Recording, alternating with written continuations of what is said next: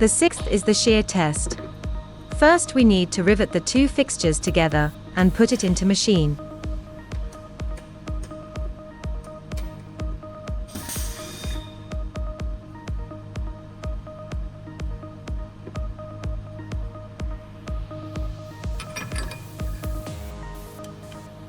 The apposite strengths is horizontally enforcing on rivet nut till it's broken.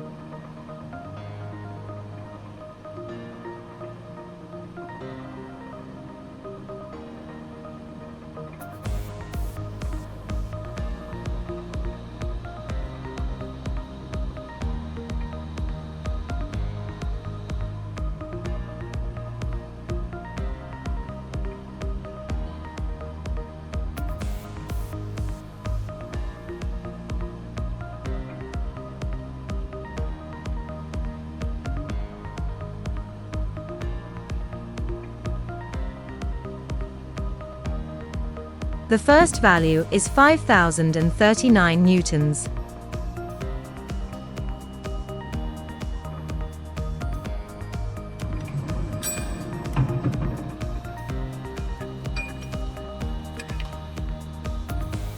Repeat the above test.